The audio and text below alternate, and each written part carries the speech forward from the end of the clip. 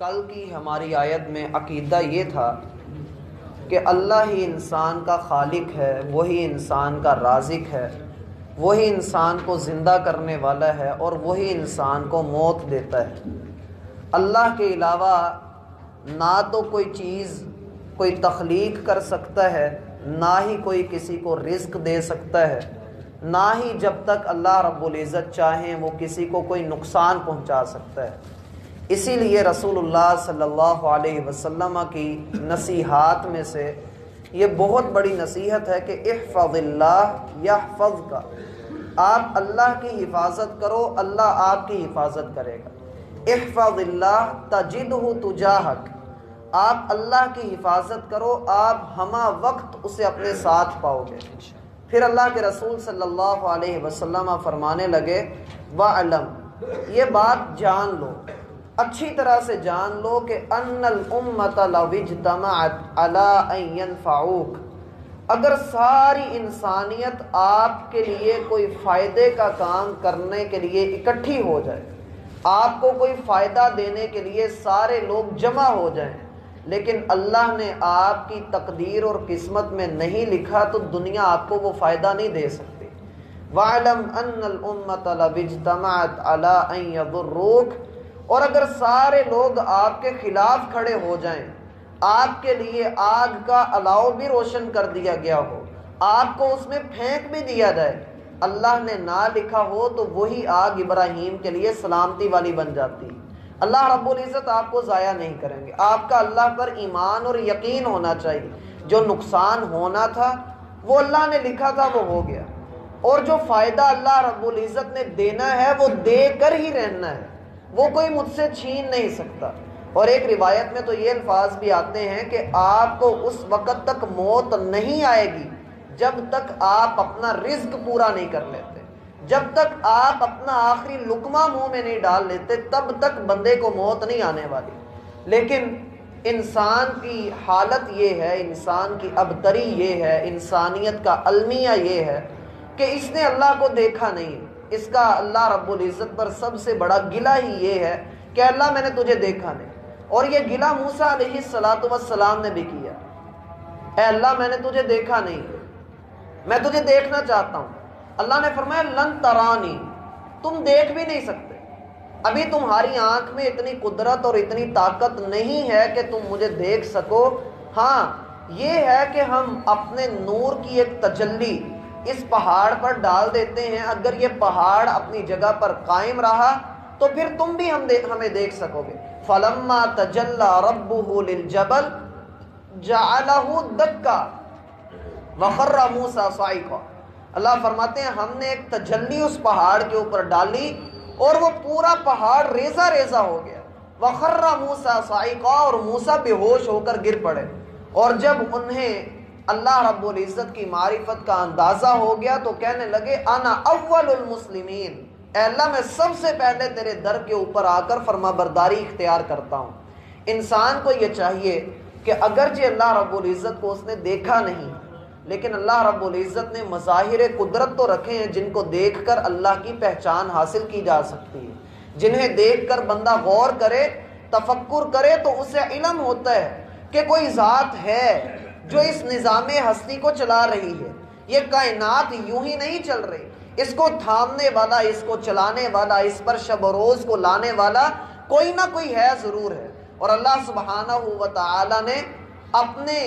خالق ہونے کی، اپنے رب ہونے کی، اپنے الہ ہونے کی یہ چار دلیلیں ہمارے سامنے رکھی۔ اگر کوئی بندہ یہ کہتا ہے کہ میں اللہ ہوں، یا کوئی کہتا ہے کہ فلاں جو ہے وہ کرنے والا ہے، تو اس میں سے وہ ان چار میں سے کوئی ایک کام کر کے تو دکھائے۔ اگر وہ کر سکتا ہے تو اللہ رب العزت کا چیلنج ہے، هل من شرکائکم من یفعل من ذلکم من شیء، تم میں سے کوئی الہ، تمہارے شریکوں میں سے کوئی بندہ ایسا کچھ کر سکتا ہے؟ اور یہ شیء کے نیچے جو اللہ رب العزت نے دو زیریں رکھی ہیں، یہ ایسی تنوین ہے، اس کو کہتے تو عام طور پہ نکرہ ہی ہیں، لیکن اس کا معنی یہ ہے کہ وہ چھوٹی سی چیز بھی بنا کر دکھا دیں، ذرہ بھر بھی بنا کے دکھا دیں تو پھر بات بنے۔ لیکن اللہ فرماتے ہیں کوئی کچھ کر نہیں سکتا، کسی کے اندر اتنی طاقت ہے ہی نہیں ہے، لہٰذا انسان جب شرک کی وادی کے اندر چلتا ہے، اصل میں شرک انسان کے اندر تب پیدا ہوتا ہے جب انسان صرف اپنی خواہشات نفس کو پورا کرنا چاہے، کیونکہ اللہ رب العزت نے انسان کے نفس کے گھوڑے کو کچلنے کا حکم دیا ہے کہ آپ اپنی خواہشات نفس سے بچو، اپنے نفس کے شر سے بچو۔ جب انسان اس شر سے بچتا ہے تو پھر ہمیں وہ آیت یاد آتی ہے کہ دین میں تو کوئی سختی ہے ہی نہیں، لا اکراہ فی الدین، دین میں کوئی جبر ہی نہیں۔ اور یہ کہہ کر جب ہم کسی بندے کے اوپر سختی کرتے ہیں، ایون باپ بھی اپنی اولاد کو کہتا ہے کہ نماز پڑھو اور وہ نہیں پڑھتا، باپ سختی کرتا ہے تو وہ آگے سے کہتا ہے ابا جی دین میں سختی کوئی نہیں، آپ سختی کر رہے ہو۔ آپ کسی کو زکوٰۃ ادا کرنے کا کہیں، وہ کہتا ہے دین میں سختی نہیں۔ آپ پردے کا کہیں، وہ کہتا ہے دین میں سختی نہیں۔ آپ اسے دین کے کسی حکم کا کہیں، وہ کہتا ہے دین میں سختی نہیں۔ اللہ کے بندے پھر دین میں ہے کیا اگر سختیاں نہیں؟ اللہ رب العزت فرماتے ہیں ادخلوا فی السلم کافہ، دین کے اندر پورے کے پورے داخل ہو جاؤ، تمہیں پتہ تو لگے دین ہے کیا۔ یہ کیا بات ہوئی کہ افتؤمنون ببعض الکتاب وتکفرون ببعض، جو حصہ پسند آیا اس کو سینے سے لگا لیا، جو پسند نہیں آیا اس کو چھوڑ دیا۔ دین کے اندر داخل ہونا ہے تو پورے پورے داخل ہو جاؤ۔ یہ تھوڑا سا دین اور تھوڑا سا کفر، تھوڑا سا اسلام اور تھوڑا سا جو ہے شرک، تھوڑی سی توحید اور تھوڑا سا جو ہے وہ اللہ رب العزت کا ساتھ اس طرح کا شرک کرنا، یہ اللہ کو پسند نہیں۔ وَمِنَ النَّاسِ مَن يَعْبُدُ اللَّهَ عَلَى حَرْفٍ، لوگوں میں سے کتنے ایسے ہیں جو ایک کنارے پہ کھڑے ہو کے اللہ کی عبادت کرتے ہیں، اگر اس کو خیر ملے تو دین کی طرف، خیر نہ ملے اپنا الو سیدھا کرنے کے لیے کفر کی طرف، اور کہتا ہے دین میں سختی نہیں۔ یہ مطلب اچھی طرح سمجھ لیں کہ دین میں سختی نہیں ہے، اس کا مطلب کیا ہے۔ اللہ رب العزت نے آیت الکرسی کے بعد اس کو ذکر کیا، لا اکراہ فی الدین، دین میں کوئی جبر نہیں، دین میں کوئی اکراہ نہیں، کوئی زبردستی نہیں۔ دین کے اندر ایسا کوئی کام آپ نہیں کر سکتے کہ جس میں کوئی جبر ہو، زبردستی ہو۔ اس کا معنی کیا ہے؟ صحابہ کرام اللہ کے رسول کے پاس آئے، معاذ رضی اللہ عنہ آ کر کہتے ہیں اللہ کے رسول میں نے منہ کالا کر لیا ہے، میرے اوپر حد جاری کریں۔ تو اللہ کے رسول نے کیا کیا؟ اللہ کے رسول نے ان کو رجم کروایا، حالانکہ دین میں سختی موجود نہیں ہے۔ ایک عورت آئی، اے اللہ کے رسول چوری کر لی ہے، کہا اس کا ہاتھ کاٹ دو۔ یہ سختی نہیں تو اور کیا ہے؟ تو پھر قرآن کہہ رہا ہے دین میں سختی نہیں ہے۔ میرا بھائی اس آیت کا معنی یہ ہے، آپ آگے بھی تو پڑھیے، لا اکراہ فی الدین قد تبین الرشد من الغی، اللہ نے کفر اور شرک کو، اسلام اور ایمان کو واضح کر دیا ہے۔ فَمَن يَكْفُرْ بِالطَّاغُوتِ وَيُؤْمِن بِاللَّهِ، جو ایمان لے آئے گا، اپنی مرضی سے ایمان لے کے آئے اور اللہ رب العزت کے ساتھ وہ تمسک اختیار کرے، تو ایسے بندے کو اللہ رب العزت جنت کے اندر داخل کریں گے۔ معلوم یہ ہوتا ہے کہ بھائی جو کافر لوگ ہیں آپ ان کو زبردستی اسلام میں نہیں لا سکتے،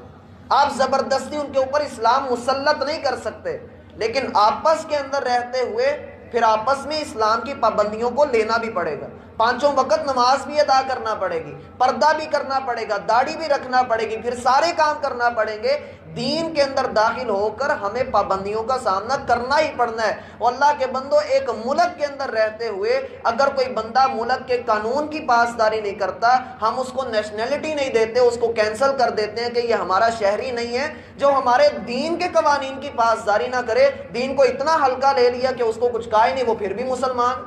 نعوذ باللہ من ذالک۔ ہمیں ان چیزوں کو دیکھنا پڑے گا۔ اللہ رب العزت یوں ہی یہ بات نہیں فرما رہے کہ ظہر الفساد فی البر والبحر بما کسبت ایدی الناس، تم خشکی کے اوپر سفر کرو، تم سمندر میں سفر کرو، تم اپنے دل کو سیدھا کرو، اپنے نفس کو دیکھو، ہر جگہ پر فساد برپا ہوا ہے، ہر جگہ پر امن ہے ہی نہیں ہے، خوف ہے، فساد ہے، ظلم ہے، امن نام کی چیز ہی موجود نہیں۔ دنیا نے فتنے اور فساد کو سینے سے لگا رکھا ہے، صرف اس لیے کہ جی مجھے جو اچھا لگتا ہے بس وہ ہے۔ اب چور کو چوری اچھی لگتی ہے، ڈاکو کو ڈاکہ اچھا لگتا ہے، زنا کرنے والے کو زنا اچھا لگتا ہے، جس بندے کو جو بات اچھی لگتی ہے وہ کر رہا ہے۔ فساد نہیں ہوگا تو اور کیا ہوگا؟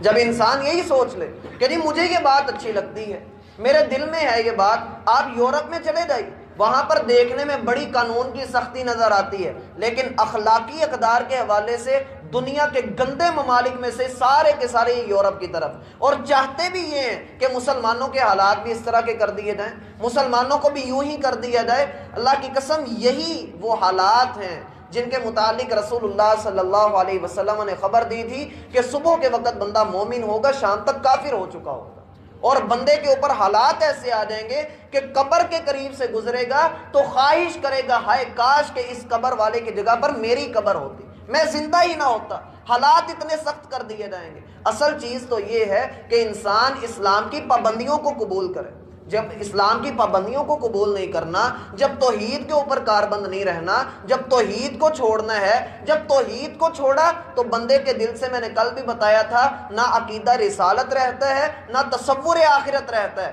پھر بندہ اپنی مرضی کے کام کرنے شروع کر دیتا ہے، پھر وہ دین کو بھی ساتھ رکھتا ہے اور دنیا کو بھی ساتھ رکھ کر وہ یہی چاہتا ہے کہ بس سارا کچھ چلتا رہے، دین کے ساتھ دنیا بھی، دنیا کے ساتھ دین بھی، بس سب کو ملغوبہ سا تیار کر کے تھوڑا سا صدقہ کر دیا، تھوڑے سے گانے سن لیے، تھوڑی سی نمازیں ادا کرنی، تھوڑی سی 27ویں رات کو جاگ لیا، تھوڑا سا مدرسے کو جو ہے وہ کچھ دے دیا، تو اللہ اللہ خیر صلی اللہ سب کچھ ہو رہا ہے۔ اللہ رب العزت کو ایسی چیزیں قطعاً پسند نہیں۔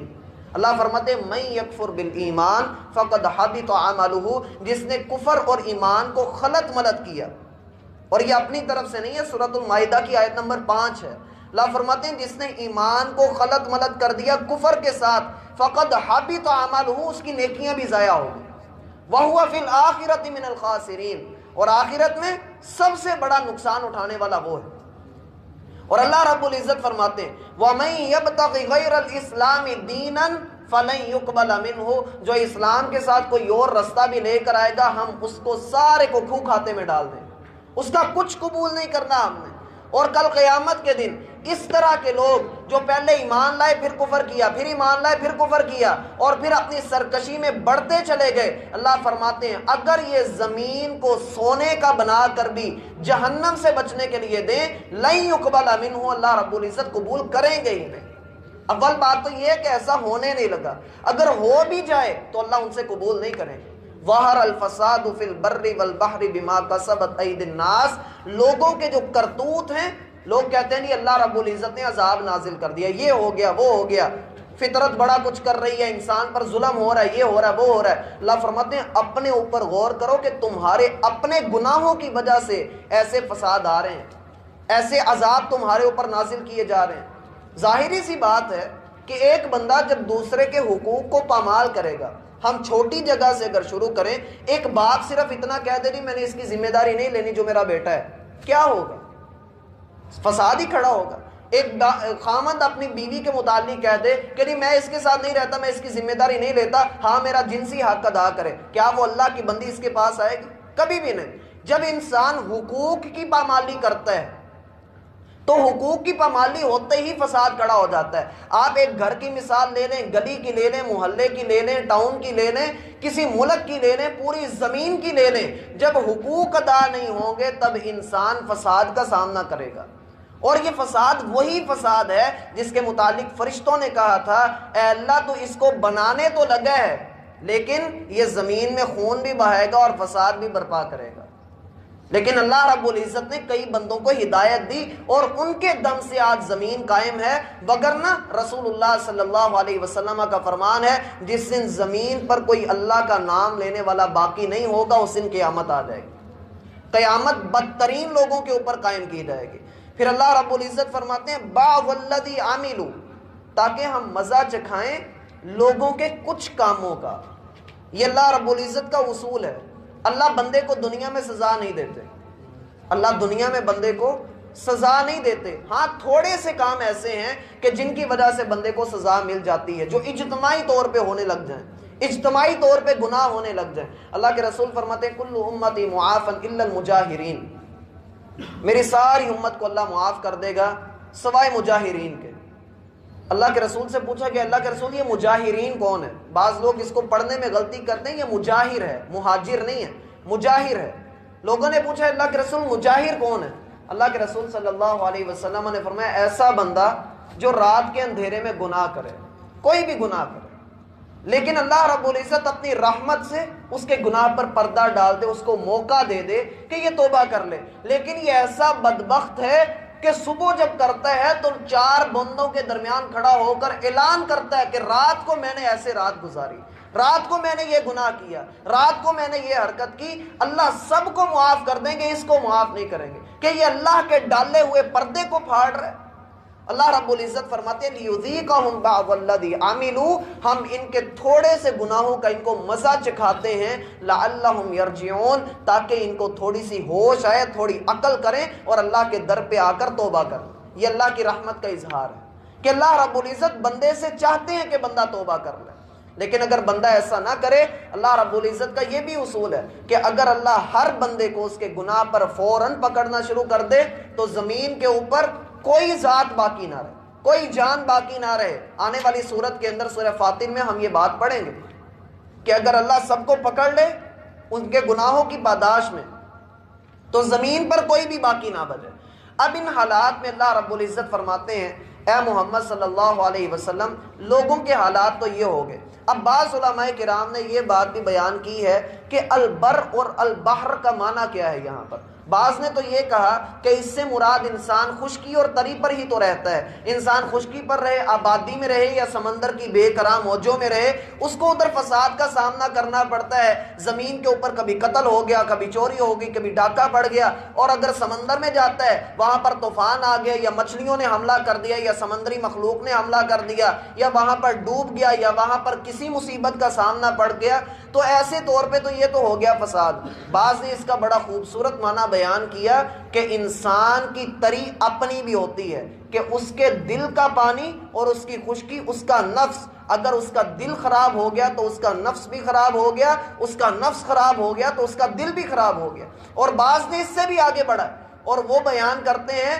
کہ انسان جب اپنے آپ کو زنا کے کاموں میں لگا لے اور اپنی تری کسی اور کے نام کر دے،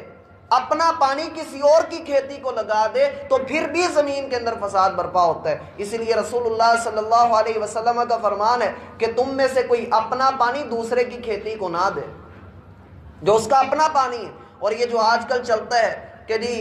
ہمارے پاس ہمیں مردانہ کمزوری ہے اور ہم جو ہے وہ کوئی ٹیوب کے ذریعے سے وہ جو ہے مادہ منویہ اپنی بیوی کے جو ہے وہ ساتھ میں اس کا ٹرانسپلانٹ کروا لیتے ہیں، تو یہ حرام ہے۔ اس چیز کو ذہن میں رکھیے، کیونکہ وہ کسی اور کا مادہ ہے، جو آپ کسی اور کے جو ہے وہ اپنی جو ہے زوجہ کے پیٹ کے اندر یا اس کو جو بھی اندام نہانی ہے اس کے اندر داخل کروانا، یہ حرام عمل ہے۔ اس چیز سے بچنا چاہیے کیونکہ رسول اللہ صلی اللہ علیہ وسلم نے منع فرمایا ہے۔ پھر اللہ فرماتے ہیں سیروا فی الارض، زمین میں تم نکل کر دیکھو، فانظروا کیف کان عاقبۃ الذین من قبل، ان لوگوں کا انجام کیا تھا جو تم سے پہلے گزرے، ان کی حرکت کیا تھی، اکثرهم مشرکین، وہ سارے مشرک تھے، اکثر لوگ ان میں مشرک تھے۔ اب انسان حیران ہوتا ہے کہ دیکھو زمین کے اندر فساد برپا ہوا، کہیں چوری ہے، کہیں ڈاکہ ہے، کوئی فساد ہے، کہیں کوئی فساد ہے، تو یہ ان ساری چیزوں کا اللہ نے ایک ہی بات کا جواب دیا کہ وہ سارے مشرک تھے۔ جی ہاں، اللہ رب العزت کے ساتھ جب کوئی بندہ شرک کرتا ہے، اللہ کی بات کو تسلیم نہیں کرتا، اللہ کے ساتھ دوسروں کو شریک ٹھہراتا ہے، انسان کے پاس یہ بت چھوٹا جو ہے وہ گناہ ہوتا ہے، بت کا شرک کرنا، قبر کا شرک کرنا اور کسی ہستی کو اللہ کے ساتھ شریک ٹھہرانا، یہ چھوٹے گناہ ہیں، یہ چھوٹے شرک ہے۔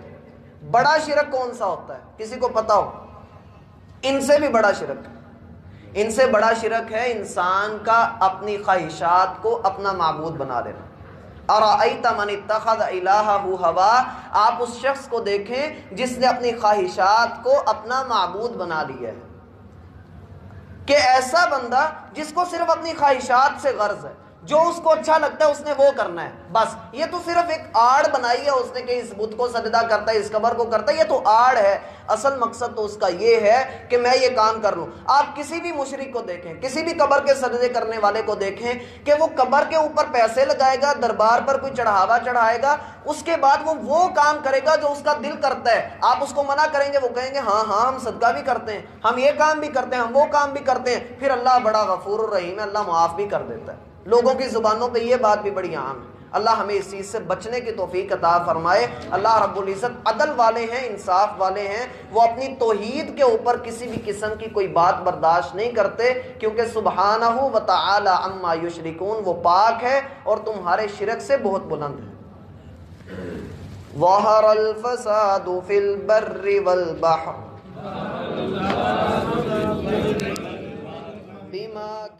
کل کی ہماری آیت میں عقیدہ یہ تھا کہ اللہ ہی انسان کا خالق ہے، وہی انسان کا رازق ہے، وہی انسان کو زندہ کرنے والا ہے اور وہی انسان کو موت دیتا ہے۔ اللہ کے علاوہ نہ تو کوئی چیز کوئی تخلیق کر سکتا ہے، نہ ہی کوئی کسی کو